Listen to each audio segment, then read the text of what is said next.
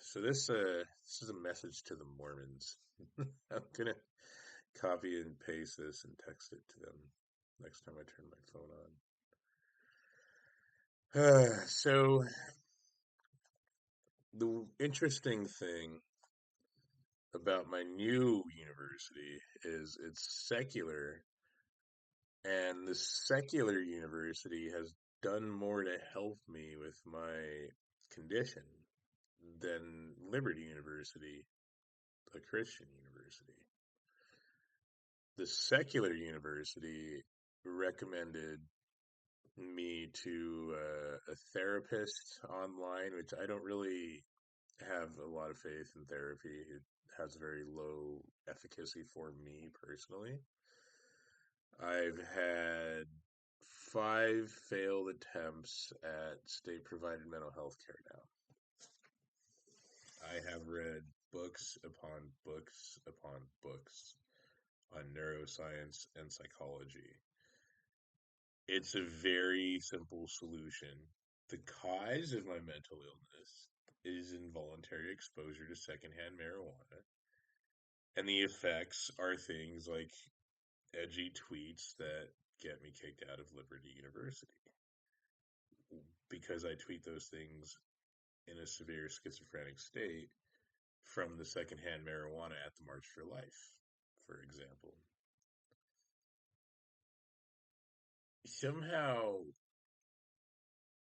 nobody wants to understand this. I don't get why this is so difficult to understand. To me, this is a very simple concept. It's not complicated. It's very easy to grasp.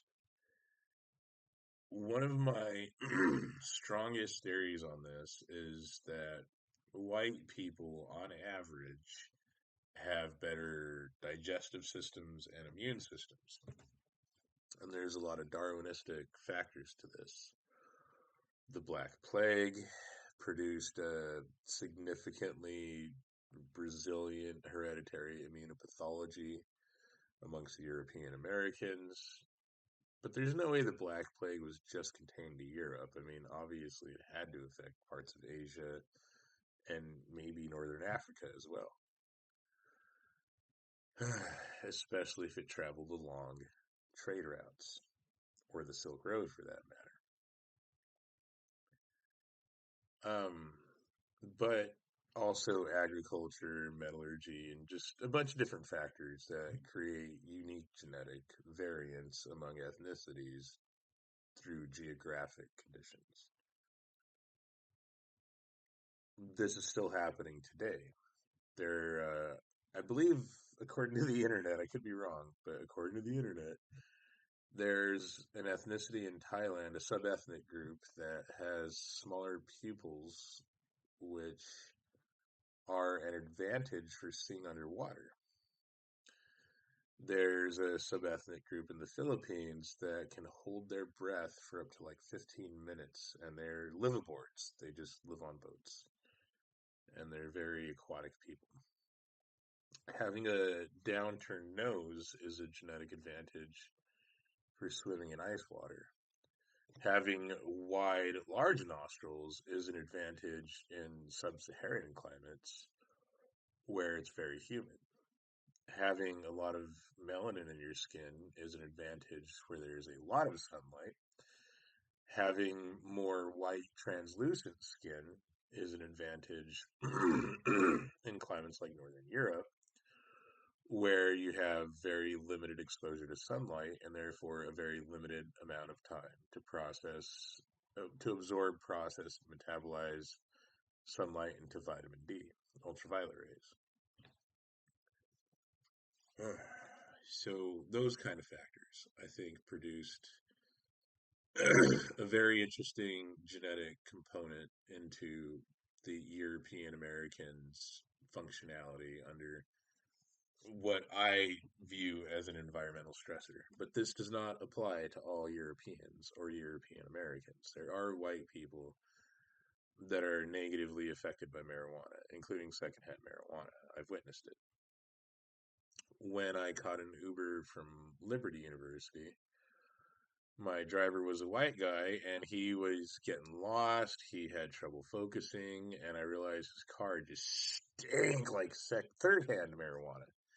It wasn't secondhand, it was third hand. Third hand is when it sticks to clothes and hair and the inside of a car, and so you're smelling it, but it's not the smoke, but the chemical has absorbed into the material, and so you're still getting exposure to the chemical. It's not as strong as direct, firsthand, or even secondhand for that matter, but it still was affecting him to where he had trouble focusing and was getting lost on his way to pick me up. And because I complained, he sprayed a thing, and he said his company actually rents cars out to various people, and so whoever had rented the car did it, and he requested that I not report him for this because it wasn't him that smoked marijuana in the car, it was whoever they rented it to. And apparently his company will fire him if he smokes marijuana. That was an interesting observation in itself because companies like Uber and Walmart, they're actually doing more than the police to deter stone driving. Like, I've made complaints to Walmart about drivers showing up. My groceries they delivered stinking like marijuana, and they actually did get the people in trouble and fired more than once. But Walmart sells hemp and CBD and will sell marijuana. Like, these aren't moral and ethical times that we live in. But I digress. So, my psychologist now that my current university has, oh, right. So that was a whole process in itself. They recommended me to a therapist, and the therapist figured out that I was better than her at psychology and all this, mental health stuff. And she had no solution because she had to admit that I was right, that secondhand cannabis does, cause schizophrenia, which no Christian or Mormon or Muslim or any of them have acknowledged. And so she actually told me that people with my diagnosis with schizoaffective disorder very rarely make it to where I have as far as like, getting into university, functioning independently to a degree. And here I am I'm getting ready to put out my resume and look for a job, a remote job, since the horrible corruption of politics is forcing me to live in my room for the rest of my life to avoid secondhand marijuana. But I'm like less than 1% of cases of schizoaffective disorder people, clients, that successfully overcome a lot of the environmental hardships, including political corruption. So, yeah, she had no solution because she acknowledged that she couldn't create an effective barricade or barrier between me and secondhand marijuana in real life. So she then recommended me, or, passed the buck to a certified psychologist. And this is a woman who, unlike the previous attempts at mental health care, this woman is actually good. And a testament to her efficacy is in the last session, she suggested that she said, I have to get out of this place that I'm living. And I said, well, normally I would agree, but wherever I move, it's going to be the same thing because politicians are prostitutes and globalists own the banks and have the money. They're driving society over the cliff. They're doing this huge globalism, population reduction, replacement, etc. And so marijuana is a part of that. So they're making things worse deliberately. And I can't control the president. I don't have billions of dollars. I can't control the governor. I can't control any of these people. The money controls them. I don't have the money. So I'm screwed. But she then suggested that I move to these different places where there is no smoking policies. And she's actually helping me find locations.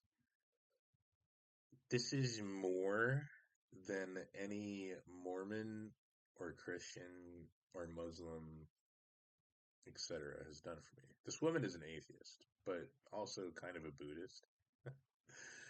um, and so it just blows my mind, right? It's like right now, I watched I got banned from a lot of mainstream social media sites for violating hate speech policies because it's just weaponized censorship and very subjective and not implemented equally, right? Like anti-white hatred is promoted, black accountability and Jewish accountability is labeled as racism and anti-Semitism. Like it's very, very weaponized and subjective. That led me to fringe sites. The fringe sites led me to the Lecter report. The Lecter report states that the gas chambers at Auschwitz were not lethal. And one of the factors was gaskets on the doors. So I gasketed my door. I sealed it off. That has created this room to be a marijuana-free space, as in no secondhand marijuana, along with air filters, because I still need air in this room. So my ventilation comes from outside, but it's all filtered air. And I have really strong air purifiers. Very effective. By eliminating the involuntary exposure to the chemical, I have experienced like an 85 to 95% reduction in my schizophrenia. I'm ahead in my classes. I'm going to get my assignments done today. They're big point assignments. And they're not due till Sunday. So this is the first time that I am 3 days ahead. It's Thursday, so I'm not getting it done Friday, Saturday, or Sunday. I might have both assignments done by noon, which is going to leave the evening and the second half of the day open for working on my resume and getting it out there. This is insane to me that Mormons refuse to acknowledge that marijuana legalization is destroying lives and causing problems, and that marijuana is destroying lives and having a harmful impact on society. The harmful impact is deliberate.